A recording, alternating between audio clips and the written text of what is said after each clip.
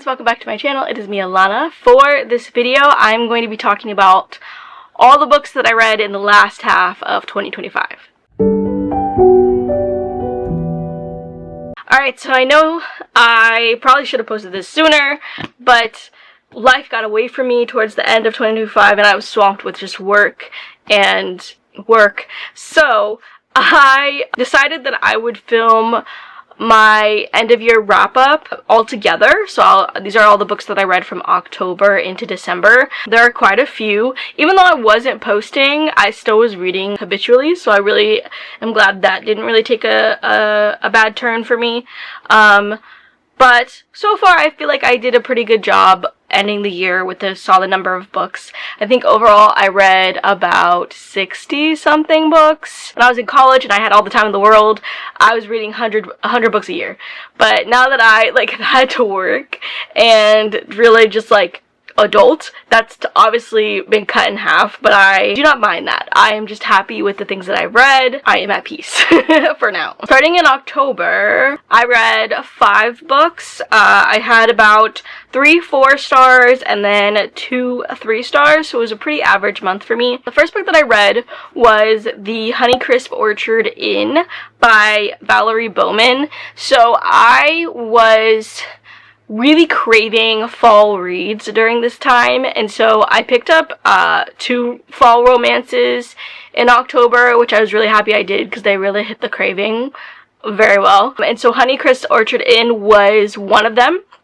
I heard really good things about it, and so that's why I decided to go ahead and pick up the little romance and see how I'd feel, and I really enjoyed it. It follows our main character, Ellie, who lives in New York City, and I believe when you start the story, she has just been fired because her ex-boyfriend took credit for a project that she had created and basically framed her into being a liar and saying that she plagiarized his stuff when it really was her idea. And so she is forced to move home because now she doesn't have a job and she has to figure out what to do next. And so she decides to, I think she lives in a little small town. In that town, every year they hold a fall festival, and her family works at an orchard, and they own the little inn that's on the orchard, I believe.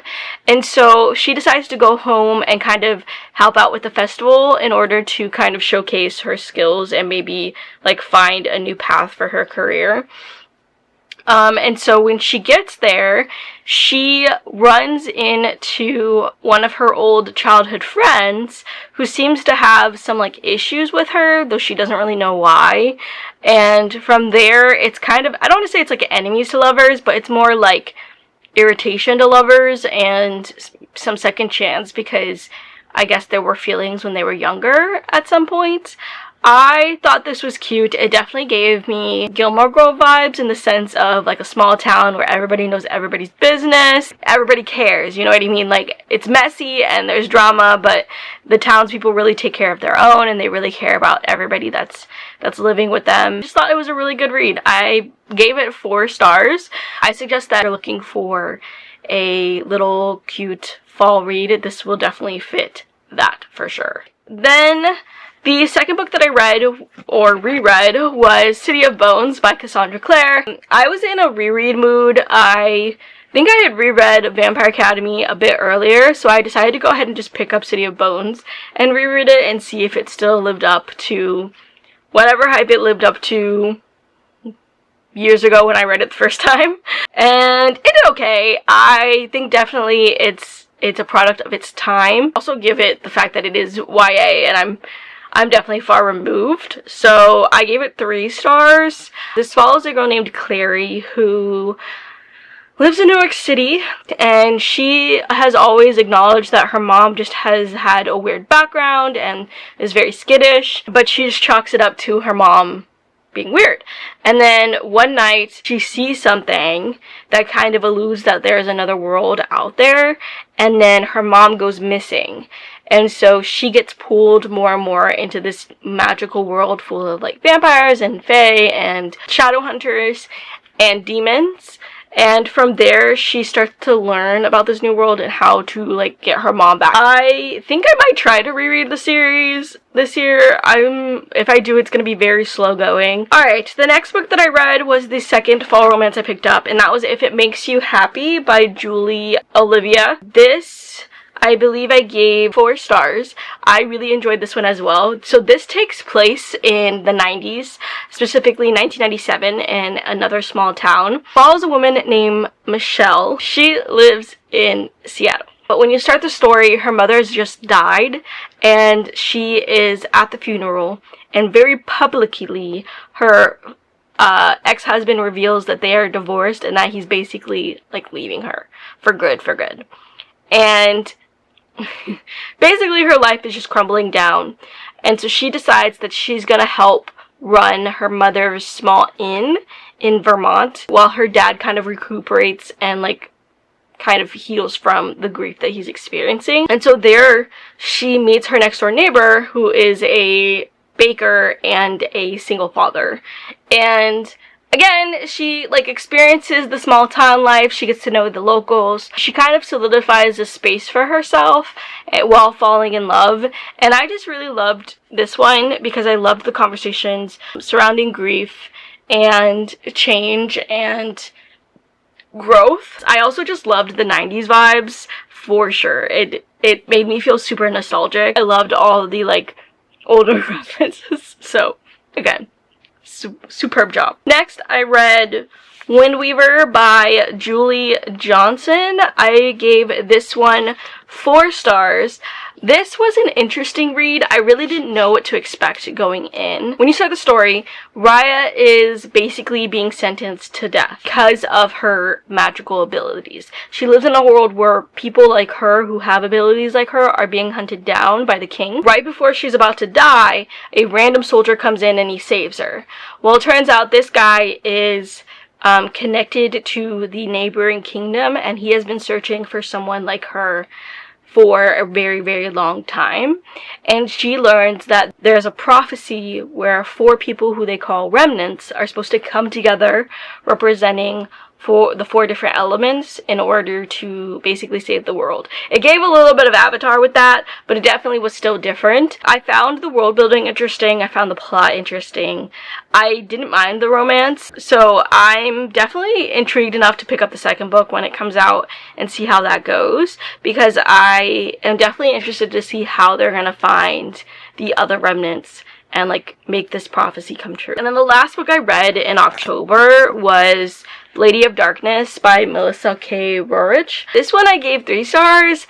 I just wasn't a strong fan, which I was very disappointed by because I had heard good things about this one and then her other series. And so I bought this one and the first one to the other one because I was really hoping to enjoy them. But this one I just found to be, it dragged for me, to be honest. I also didn't really enjoy the main character super much. It follows a girl named Scarlet who has been exiled to live in an aristocrat's house because she angered her adoptive father for some reason. But she is one of 3 of the, like, secret assassins that basically do the assassin lord's bidding in this kingdom, and she's just very angry. In the beginning of the story, she meets a guy. She basically learns that, like, the Fae exist and they can can exist outside of the borders that have been created around her kingdom, and that she may have been lied to about her identity for a very long time. Again, I found the story to drag. I didn't really enjoy the main character that much. I felt like she was just very hard to like, especially when instances where I felt like she could have just not reacted. I felt like sometimes she would overreact. I don't know how else to articulate it. I did find the world interesting, and I think I still might pick up the second book because I want to see what the Fae world brings. And I am hoping maybe she'll just get better in the second book. Then moving on to December. Hey friends, it is Editing Alana here. So originally in the clip I had before this, I said it was my December books that I read. Actually, this is my November books. And then obviously my December books are going to come last. I don't know what I was thinking when I said it when I was filming, but just wanted to put that caveat in there. So I read 4 books in December. I had a 4.5, 2 4s, and then a 3.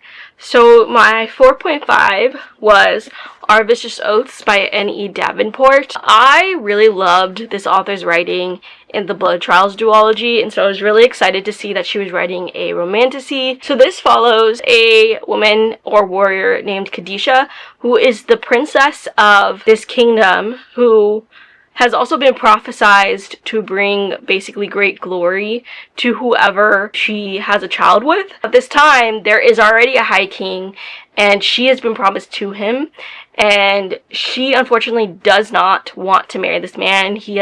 There's tales of his cruelty. He's killed all his wives before her, and she just really does not want to take this chance. She also doesn't believe in women being sold off to marry. She believes that women should be able to choose their path, and that she wants to take the path of a warrior. And so she ends up teaming with the King Malachi of a neighboring kingdom that has basically been isolated by everybody else because they think they look down on them. And they basically plot together to get rid of the High King. And from there, it's a very, very spicy romance. But I really enjoyed the fantasy element, especially the dragons and the powers. It's a standalone, and I feel like the ending was pretty solid for the most part. So I just really loved this. And just the relationship between her and Malachi, just super genuine and super fun. So I really enjoyed that as well. And I just look forward to seeing what else she writes. Alright, the next book that I read was Vows and Runes by Helen Scher. This is the second book in the, I think it's Legends of Thesmar series. I gave this 4 stars. The series follows a woman named Thea, or Althea, who wants to be a warrior within her guild, and unfortunately within her kingdom, women warriors are banned because of a prophecy that states that a woman holding the metal, like basically a sword, would bring like darkness to the kingdom. And so she ends up actually becoming the exception to this rule because of circumstances, and she is then placed under the tutelage or like training of Hawthorne, who is a like high-ranking warrior, and there's attraction there, but also she is also kind of torn because there's attraction there, she really, really wants to achieve her dream of being a warrior. And they're also trying to figure out where the enemy is, why are the attacks so frequent, and how to save their kingdom and their world. So the second book carries on from where the first book left off, which was pretty good. The only complaint I had was that, and you won't hear this come out of my mouth super often, but they were, because of the weird things left off in the first book, they were at an impasse where they had acknowledged that having a relationship would be very hard for them because of the expectations of being warriors. So they had agreed that they weren't going to pursue anything. And this isn't like a spoiler, but by like 50 pages into the book, that agreement like went out the window. And it was just a hard back and forth between we shouldn't be doing this, and then them diving full head into this the whole entire rest of the book. And while it was like interesting, I really struggled because sometimes there would be like a random sex scene where I'm like, you guys are literally, there's no time for this. Like, I'd be like, you don't have time to do this. There is a whole war out there. Like, I keep thinking of the like part in Mulan where Mushu's like, there's a war out there, man. Like, literally every time they would get together, that's all I could think about, because I was like, listen, I totally think you should take time for yourselves, but you are in a crisis and you're supposed to be doing other things, so you doing this is wasting time. And so that was like my main frustration with it. So we'll see how the third one plays out. But otherwise, I still enjoyed the plot and the storyline. I definitely was still shocked by a lot of the things that were being revealed and the things that were happening, especially with some of the suspicions I have with the kingdom and who the enemy really is. So I'm just really looking forward to picking up the third book and seeing where it goes. The next book I read was Metal Slinger by Rachel Schneider. I gave this originally 3 stars, but I think I'm actually going to bump it down to 2 as I'm thinking about this. I was intrigued enough to keep going until we got to the end, and I felt like I was just annoyed by the end. I didn't like the love interest. I didn't like their relationship. I thought he was really annoying, to be honest. Like, just the way that he would disregard everything she said. And I really couldn't believe that they were, like, fated of any sort, because it just wasn't believable. I thought their relationship was stupid, to be honest. Even though there was, like, a really big plot reveal in the end, I didn't care. And to be honest, when I learned how the second book starts and like where it goes with it, I really am not interested in finishing this. I also just I'll say this, I hate books with time jumps that don't make sense. And so I think that's where I'm at with it too. So I'm just gonna basically scrap this and never touch it again. This follows a woman, Bryn, who has spent her entire life with this seafaring kingdom. They were forced off the land and to live at sea because of like previous circumstances and previous wars and bitterness and whatever else. And so she makes a vow that at some point she will step foot on land and stay.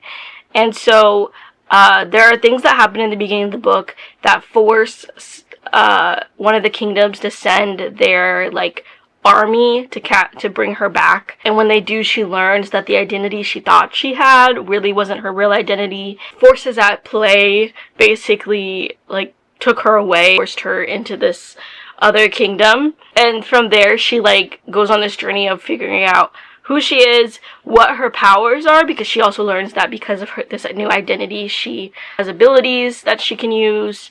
And there's like just a lot of things that come with this new identity that she has to figure out, essentially. That's the best way I knew how to explain it without like spoiling things. And the last book I read in November was How to Become the Dark Lord and Die Trying by Django Wexler. I gave this 4 stars. This book was hilarious. I thought it was so funny. I really enjoyed the world. I really enjoyed the narrator and the way she just kind of went about her journey. This follows a woman named Dobby, who for some reason keeps spawning into this fantasy world. She doesn't know why, she doesn't know how she got there, she just knows that one day she just woke up and she was there and she was sent on a mission to defeat the Dark Lord. And so every time she dies, she respawns in the same spot and she has to start over. So when you start the story, she's at life number 240 something, and she wakes up and she decides that she's tired of dying, she's tired of failing. Instead of fighting against the Dark Lord, she's actually going to try to become the Dark Lord. And so she goes on this journey to build up a force, to build up like minions, and to really go and like make a name for herself. And it's really just funny watching this journey happen, because she literally has no idea what she's doing. She's just making it up on the go. And because these creatures that she's gathering are creatures, they really don't, like, they just believe whatever she says. They really don't question it, even though half the time she says stuff and they're like, we have no idea what that means because you're like human. And so I really loved this. It was funny. I liked that it was diverse. It seems like she's maybe pansexual, so that is an element as well that comes up a lot in this book, which I enjoy. And I am excited to check out the second book and to see what's going to happen next, because she does learn some interesting things about her being there and like mystery elements of just humanity in general at the end. And then in December, I really only read 1 book because December was just super busy, but that's okay because I really loved it, and that was Heavenly Bodies by Imani Iru.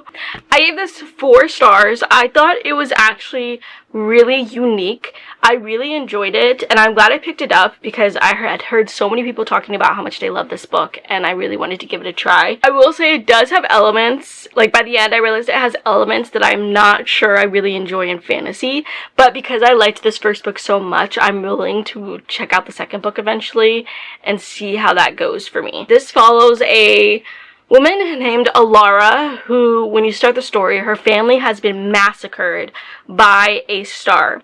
So she lives in this world where stars are basically gods, and the people worship them. There was a prophecy that stated that Alara would fall in love with the star and then basically be the end of him.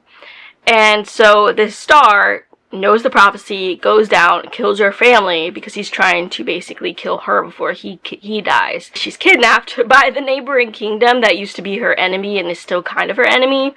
And there they give her a chance to train with their prince in order to be able to kill the star when the time comes. So that way she could get revenge on her family and keep the star from basically going crazier.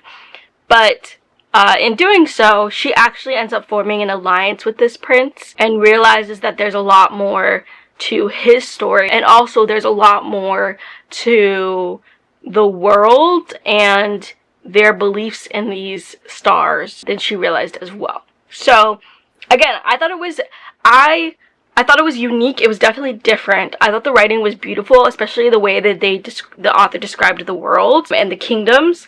And the ending did shock me because I wasn't sure where this was gonna go, and so I'm definitely anticipating what's gonna happen next for these characters. Okay, so that is my 2025 wrap. Those are all the books I read from October to December. Hopefully you guys had a really good end of the year. Please let me know if you've read any of these down below, how you felt. Let me know some of the books you finished off the year with, at least the ones that you loved. And I hope 2026 is going well for you guys. You guys are sunflowers in a world full of weeds.